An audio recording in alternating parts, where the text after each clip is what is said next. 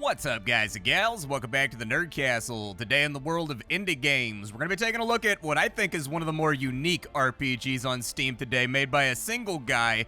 As the appearance might denote, this is one of those games that's very, very low on production values, but very, very high on strategic depth and things you can do. Even though the combat is really, really simple, the game is called the Monster Breeder for a reason. In this game, you are the guild master of a ludus of monsters that you send out. So you know how like in Gladiator, you gotta fight against like lions and tigers and stuff? In this game, you are basically the lion and tiger trader and also breeder. However, this takes place in a fantasy universe where a potion called the crossbreeding potion exists. So you can cross any monster with any other monster so long as you have enough breeding potions in order to do it, which means that you can take dragonlings and you can mix them with wolves, you can take giant ants and you can mix them with boars. It just kind of depends what you want to do with your monster, and they will inherit the stats of all of the things that have gone into the ultimate project.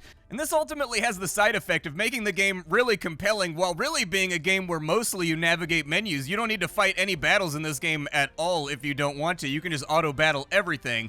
The game just came out in 1.0, so the game is finished. We've covered it a couple of times in the past, and this is one of those games that ends up being a lot more than it appears. So today we're going to take a look at it for about 30 minutes. I prepared a save that's about 3 hours into the game. I'm not super far into the game, but I'm like 2 or 3 hours into the game, enough to give you first impressions on this current build. I've got a link for you down below in the description if you wanted to go purchase the game as it is ultimately released. You can also find a bunch of other Nerd Castle links down there just in case you wanted to take a look at those as well. So without much further ado, let's go ahead and dive on into the game and see if we can have a good time with it today. So welcome to my monster ludus. This is what I've built up over the course of the last 2 to 3 hours or so. At the beginning of the game, you just start out with a ruined castle that's in the middle of somewhere. You get to pick what country you want to come from, and it matters because every country has a different climate, which makes that country better for breeding certain monsters and keeping certain monsters alive without advanced facilities.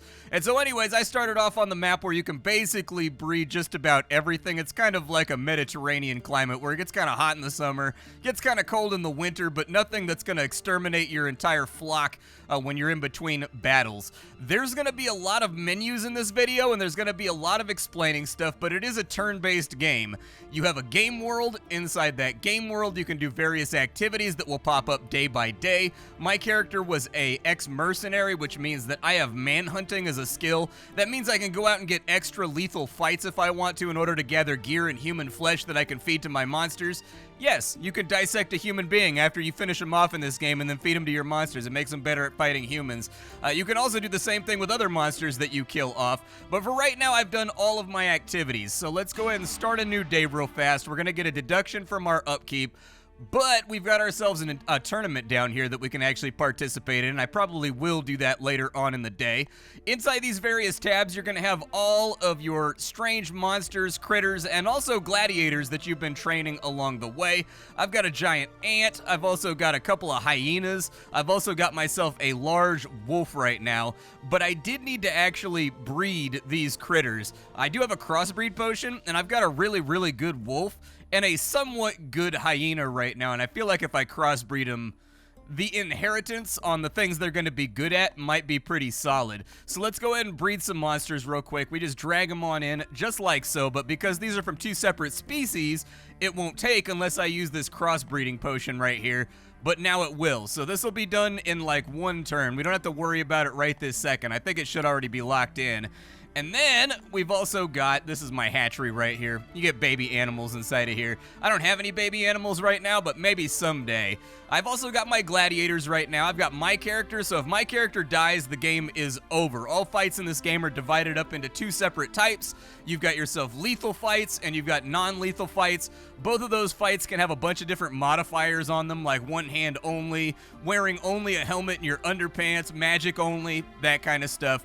But there's lethal fights and non-lethal fights. For the most part, at the beginning of the game, you're going to want to stick to 100% non-lethal fights that get you paid no matter what you do, because I have seen some people in the reviews complaining about getting started in this game. I'm going to try to show you how to do that. Every single character comes with these little sliders. Every single time they level up, you can add a skill point to one of these little sliders, so this guy gets +2 counterattacks when he's being attacked. So that means he can do it 3 times versus 1 time per turn based on a level 1 character. There's also extra abilities you can get down here that make your abilities cheaper. They give you more defensive options, active abilities, passive abilities, damage boosts versus certain different types of enemies. All kinds of goodies inside of here, but for now, I'll probably just upgrade his attack. I think it's time to upgrade his attack. If I can get him to be able to attack multiple times per turn, I'd be pretty happy with it. This is not the only menu that you need to know about, but we'll talk about the other menus later because we have a tournament that we need to fight in at the moment. Tournaments over here. They are going to be sorted out by level and also by type. If you see a little skull on the fight, that means that it's lethal and anybody that dies in that combat is gone for good. If it doesn't have that, it means it's just a normal tournament scrum for the entertainment of the masses, and you will be given leniency when it comes time to deal the killing blow. All of your characters will come back perfectly fine. Let's do a clash of arms for right now. We've got Large Gooch, apparently is his name. They've got a reptile hybrid, and they've got Giro the Little. If I win this fight, I get 3,500 gold for participating, and just putting myself in harm's way, I get 1,800. So that's perfectly fine by me. He's got the Mammal Slayer perk, which is a little bit unfortunate. Wish that he didn't have that, but that's kind of the way life goes. He's really bad with two-handed weapons, so he may not land hits. You can also adjust the difficulty of the fight, like so. Right makes it more hard, left makes it more easy, but your reward for victory is lower. This guy's got a magic sword of frost. Okay. We'll keep it on the default value for right now. We'll prepare for battle. Why can't Auric go in? Oh, you can only have one-handed weapons. Okay, we're going to want to step this back then because he's fighting outside of his weapon class. We'll go with the easy fight then. And then I need to swap him into a short sword. Not ideal. I would prefer that he have something else, but that's just kind of the way that life goes. It doesn't look like I have any other equipment that I can throw on him. Their encumbrance is listed right here, and I've been training his encumbrance because it's the one thing holding him back from greatness. If I could just get him to be less encumbered when we go into fights, we'd be better off. But we get 2 humans, and I will bring Angus with me on this one since he's my go-to guy when it comes to fights that matter. We are evenly matched, so I'm going to fight manually. However, the auto-resolve in this game does seem to be somewhat decent. So here we are inside of the arena. We've got 3 opponents on this side. They've got some kind of little weird squid lizard. They've got like a squizzard beast over here. This guy's magical shin is on fire, and he's got a magic sword, and those biceps are rocking, dude. You've been hitting the bench. You have to have been hitting the bench. These lower people's resistances to fire, and my guy has a fire sword, so I kind of want to charge forward and get into the thick of it before this gets too wild and crazy. I'm going to take my dog out. He's going to be on a flank over here just to see if we can split the enemy up and see what they do, because there's no guarantees here. We get free attacks from behind, and he gets to attack multiple times per turn with how I've leveled him up. And so, like, I'm trying to make this thing happen. If we can, let's make the fight happen right here. You move forward to right there, and then we'll kind of just see. Okay, he's going to run up, but he's not going to have the AP to actually do anything that gains him purchase. This guy just screwed up, so what we want to do over on this side, we're going to attack him. He dodged our attack, unfortunately. I will bring my dog down here, though, and it's an unseen attack because it's coming from behind. In this game, you automatically hit with all attacks from behind, and I don't think they get a counterattack. Either way, that guy's been softened up a little bit, and we're going to have to fight over here. So he's got a 55% chance to parry, a 57% chance to dodge. Unfortunate, but we did land the hit despite all of that. They hit each other, though, so this could get a little bit ugly. That's going to be the end of our turn. Like I said, very simple combat inside of this game until you get a little bit further on in. What I need to do is I need to kill this guy off, turn their flank, and then come deal with this dude. He leveled up from dodging that attack. Fantastic. Good stuff. Let's go for an attack right here. Not with a quick strike, though. I want a normal strike. He's now dead. That actually works out great for me. Let's bring our dog in. So I'm going to have him kind of go around the horn because there are attacks of opportunity in this game. So he can't move away now that he's made base contact with this character. You also don't want to move if you're in base contact with an enemy character. I could go for like a massive strike right here. So because he's my two-handed guy, I've got an ability fully upgraded called Full Force Blow on him. Where it uses up his entire turn to do one attack for double damage, it uses a ton of their fatigue, which is this yellow meter right here. And in fact, yellow meter is a big part of this game. Every time you move, every time you attack, every time you parry, every time you do anything, you lose energy. And it only regenerates at a certain pace per turn, which means that you can actually really screw somebody up in this game by piling a whole bunch of really light warriors on them that can swing multiple times per turn for low damage to force them to dodge and parry over and over again to exhaust them on out, so like their next turn is a complete and total wash. Valid strategy in this game, but with his giant shattering attack right here, we get an automatic hit if we're behind someone, and so that's kind of what I'm lining up for right now. Looks like our turn's about done. We got a big parry right there. That's good. Love to see it. What's he gonna do? We're gonna get a big dodge right there. I will also take that. Okay, so get my dog in over here. My dog cannot attack on this turn, unfortunately, but we did land a beefy hit right there because of the fire. They're standing within one adjacency of this fire rune. He's got a fire sword, and so he's getting a bunch of bonus damage every single time he hits somebody. So that's really good for us. I don't know if the quick strike will kill him. It did, so we're actually in really good shape right now. If I can get the dog in behind him, bite him, he'll turn around, and then I can mega smash him. Unfortunately, he landed the hit. That's really bad, and he's now on the edge of death. He survived, I think, with 1 HP. So get him with the bite right there. There you go. Dodge the counterattack. Proud of you, puppy. Good job. We're going to get him with the big smashy attack, and he's now down. And that was your first arena combat. It's very important for you to understand that every single day there will be some kind of arena, and the overhead costs in this game are going to eat you alive if you don't go to the arena starting out very early in the game. I can't recommend it highly enough. They start you out with the catacomb. The catacomb is where they execute prisoners at. You probably, I mean, it's lethal combat with your early units, which is very risky. But you can probably do the easiest execution one at the beginning of the game. But you always want to participate in tournaments if you can, because it's a guaranteed paycheck as long as you take a non-lethal fight, even if you lose. And that should keep you stocked up with like 1,500, 1,600 gold a day until you're ready to take on bigger challenges. Now, after we finish with our combat, we kind of want to check and make sure that everybody got their XP, everybody's doing their thing.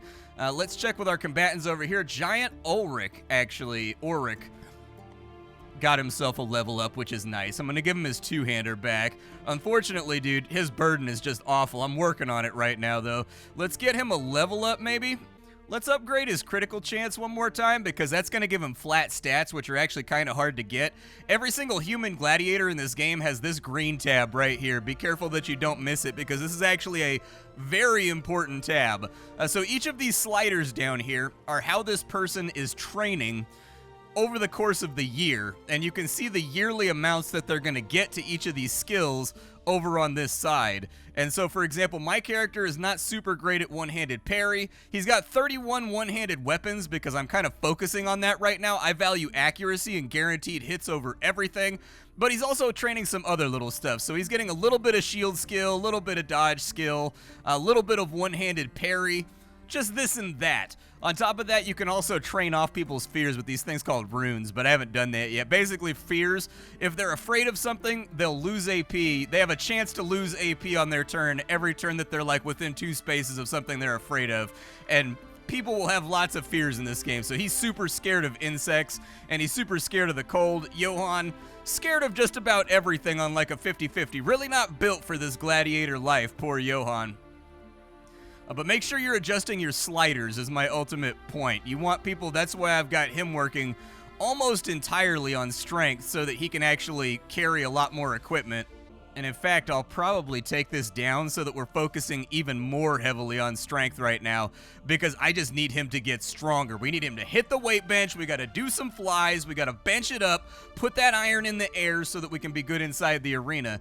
All these characters are customizable. This is the kind of game where you can't just buy a pair of boots. You've got to buy 2 pairs. You got to buy 2 individual boots and then equip them. Lots and lots of customization available, from pauldrons to bracers to weapons to offhand weapons, potions, all that kind of stuff that you can throw in on these characters. Was my breeding successful, or did I not do that yet? breeding was successful. Good. We have a successful reproduction. And so now Morena is actually preggers. So that's good. I hate that word. Why did I just use it? I hate that word. That word is the worst word on earth. I should have never used that word. See, now I'm feeling bad about myself. We should end up with a cool hybrid right here that'll be somewhere in between the stats of these two beasts. It's also guaranteeing because everything in this game has a lifespan, including your main character. And so these are all about halfway through their life right now. They're approaching animal middle age. And so I need to start replacing them. But I don't know how many we get out of these litters. So we get up to 4 creatures out of this litter, 3 from that one, so probably 3 is what we're going to get on out from these hybrids, and we'll take a look at their stats and we'll see if we can get the one that's best out of all of them. For today, we have a tournament that's going to be over in somewhere. I don't know the name of the Sanctum of Warriors. There you go. And we do need to pick a fight. We can go up against barbarians, but they're only allowing us to wear helmets, so we have to fight in the nude if we're going to go up against this one. Okay, I feel like we can handle this one, so let's go ahead and throw our guys in. It'll automatically remove all of our gear once we actually get into combat, and so we'll get Johan, we'll get you. I'll probably take... Let's take Clackers. A lot of human beings are scared of bugs, and then I need to level up Clackers too. He doesn't live that long, and so, like, we're evenly matched. All right, let's fight it manually then. Everybody gets plus 25% strength and agility. Let's start moving our way across the battlefield, and as you can see, we're fighting completely and totally naked right now. I may get starched in this fight. Enemy levels do not denote actually how dangerous they are. You kind of have to know how to look at their stat sheet and be like, okay, so I've got him beat in terms of raw skill, but, like, my equipment is better than his, like, my creatures. Okay, so they're just moving up in a line. So we're going to want to, like, outflank them here a little bit. Let's start swinging people over to the right.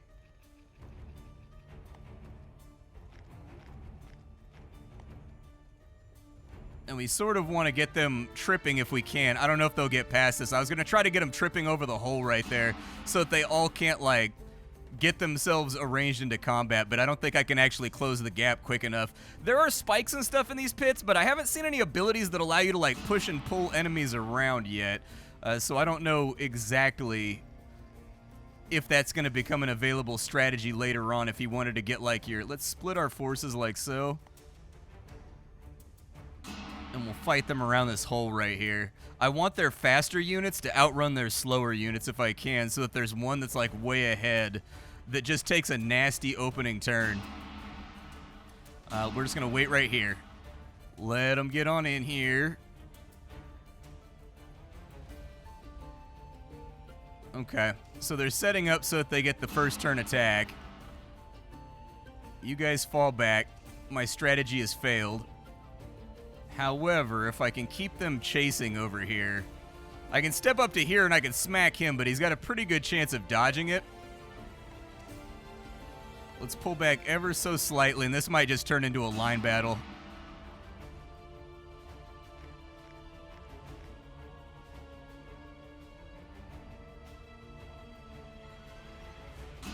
Okay, so they grouped up pretty tightly on one of my characters, but I've got full force blow. He dodged a full force blow from behind? That's upsetting. I don't love that. Alright, well, just get some damage off, I suppose. I don't really know what the rest of my strategy is here. So a big round full of misses, unfortunately. I need you to guard his flank. I don't really have much of a choice here. This could be a bad turn for us. We got a nice dodge right there. I'll definitely take it. He just drank every potion on Earth. My man went straight Witcher mode on us right now. The man thinks he's Geralt, bro. He thinks he's Geralt. He got to attack 3 times in one turn? Man. All the potions in this fight are really getting us into trouble. He's fighting my dog. That's okay. My dog got damage off, and my dog is better at hitting than he is, so I'll take it.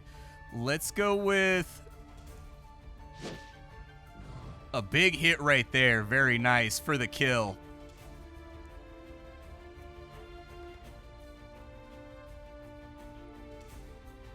Let's get in right here and start overwhelming this guy.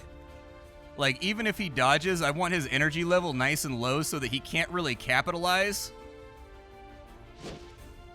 Man, way too many dodges today. Lots and lots of dodges. There you go. Got a critical hit off on him. I'll take that. No extra attacks to go around, so we'll let the enemy take their turn. Hit right there. Unfortunate. Oh, and my bug is dead. Clackers is a new addition to the team, so he's not really, like, built for this warfare life. I would say come around behind, even if it means you lose a turn. I need you to get in behind this guy. Otherwise, he's going to be a pain in my ass. Finish him off with the quick strike. There we go. I need the field thinned out a little bit. We've got the behind attack right here with a critical hit. Very nice. Okay. Dodge has got to hold us here. Dodge has got to hold us. Okay, now we've got this guy set up for the backstab, I think. Let's go over to here, and then over to here. We're going to loop around behind him. Very low chance to dodge right there. Oh, no, 16 damage? What is this creature, bro? What have they put me up against? I don't understand. This man's HP is not going down at all. I got a bad... All he's got to do is land a hit on me. Like, he hits so hard. Okay, if we can survive this turn. That's all we got to do is survive this turn. We did not survive this turn, unfortunately. So things are going to get worse here before they get better. This should be an attack from behind. So at least keep it even, because we do get XP by the kill in this game, I think. It seems like characters tend to level up the most when they kill something, and so... You got any more movement or anything? No. Okay, nice dodge. This is just going to come down to raw stats and who hits first. That's pretty much it. Hey, we landed a hit right there, and we got a parry? I don't think I've ever seen him parry anything before. He's learning. He's getting better. It's not going to matter because we don't have any armor on, and this guy hits like a truck. And so even from his lowered HP, this is all RNG, and we may get a streak of bad. Hey, we won! All right, good stuff. Unconscious bodies littering the field all over the place. Everybody was kind of injured. That's not great. We made 4,000 bucks, though, which is fantastic. They're seriously injured. That means they can't participate in combat right now, and they're looking very, very sad. They're kind of laying on the ground, making all kinds of noises that make your heart feel like it's about to get torn out. But that's okay. We made a lot of money, and that is ultimately the point of the game. Let's see what's going on. Oh, I can hire a blacksmith. I forgot about that. I was building a blacksmith's hut over here. Yeah, let's hire a blacksmith. So what blacksmiths do we have? We have Master Ballin. He gets 35 a week, and he's not that good. We kind of want somebody with really good skills here. This guy specializes in armor. He's bad at weapons. His skill's kind of terrible, in all honesty. All right, I'll hire him for a little bit. We'll see what he can do over here. So when it comes to blacksmithing, what kind of stuff can I make? If I wanted to forge an armor, how hard is that going to be? Let's make a chainmail. And we'll just make it out of steel for right now. Forge that thing. I've got so much steel sitting around on me that I'll just, like, queue these up, and he'll just learn. Hopefully, he'll level up and get better. Everything in this game tends to level up, and so I haven't had a blacksmith yet. Just got him, but that means that I also want the alchemist shack, because I haven't been able at all to find crossbreeding potions anywhere. It's been a big problem for me. These shops, they only refresh their inventory like once every blue moon, and the chance that they have a crossbreeding potion is pretty rare. And I'm sort of like in a spot right now where I would like to start crossbreeding creatures together to sort of find a creature that has no weaknesses. That's what I'm trying to create at the moment. But it doesn't look like we have the potions available. What I will do is I will buy a strength potion. I will buy a courage potion. Because when the babies are born, which should be pretty shortly, inside my hatchling lair. So how long does she have till she has Oh, just one turn. Okay, spit them out then. There we go. And so we have new baby creatures that are ready to go. I can go to my baby creatures pen over here, and you can see that they're kind of like, oh, they've got kind of like a pit bull look to them, dude. I like them. I love pit bulls. When they're babies, there's a couple different functions you can do. You can feed them various types of meat. That will increase their damage against that type of enemy. Not their accuracy, just their damage. You can also feed them potions that will cause various side effects. So, for example, if I give him an agility potion, he will get 1.4 agility, but he'll get abomination illness, which means that I need to do something like that right there to cure it before he gets up to the max.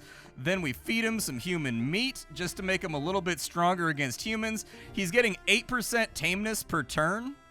So they have to hit 100% tameness, otherwise you can't put them into non-lethal fights, which effectively renders the creature completely and totally useless. For now, though, I'm not too worried.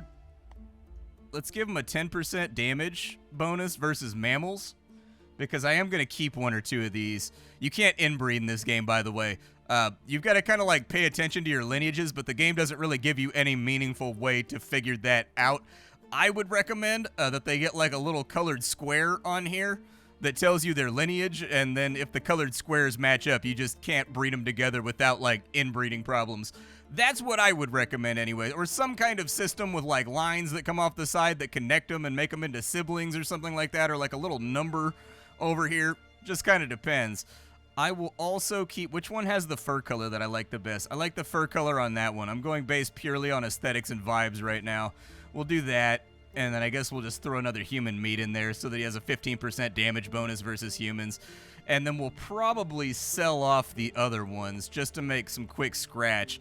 When you sell stuff, you get offers from various nations across the world. Sometimes they'll give you potions, sometimes they'll give you money. It's usually roughly commensurate. Did I just sell one that I didn't want to sell? I think I did. I did indeed. Okay, well, we'll keep one of these then. There we go. So 2 and 3 are all kitted up, and 4 is ready for sale.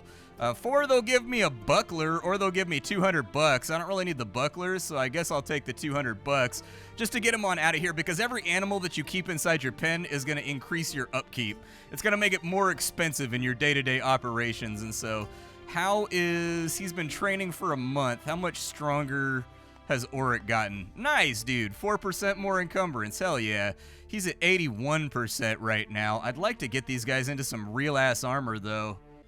There is a tournament here today to go along with our new baby creatures. I'll probably just auto-resolve one real fast. Is there any rules for this thing? Not really. Okay. I don't have my rock star in here, so I'm not, like, super sure. Oh, we won. Nice. Okay. I like how the auto-resolve in this game is hella rapid, too. Like, it doesn't have to sit there and load. It doesn't have to sit there and think about it. It just gets it done. So that's an extra 4,000 bucks that we brought in right there. We'll end the turn. But this is one of those first impressions games that, like, if you can ignore the fact that the UI has a lot, I mean, it's a very, very UI-based game with tabs and buttons and things all over the place, and they all do something, is the thing. Like, all of those buttons are things that you sort of vaguely need to be aware of as you're going through the game. And so I'll upgrade his attack real fast. The game has a bear of a UI. There's stuff all over the place. You just got to kind of like keep track of stuff, and some of it's going to be very difficult to keep track of, like your breeding lineages. The game is obviously none too pretty, but it does succeed at doing something that I don't think any other strategy RPG or gladiator game is kind of doing right now. It's coming with fresh ideas, a fresh face, and a lot of depth, actually. There's a lot of little decisions and things you can do on inside of here, as long as you're okay with the fact that by and large, from what I've seen so far, there's no storyline component or anything else like that either. You're just kind of like sandboxing it up and taking the fights that you want to take day after day and hoping they all work out for the best. But this game is unique amongst the entire fleet of indie games out there. The Monster Breeder. My name is Splattercat. I sift through the pile to find what's worthwhile in the world of indie games every single day so that you don't have to. Today up on the chopping block, we're playing the Monster Breeder. Tomorrow, we're playing something else. Thanks for hanging out, and that's all I've got for you. Bye, folks.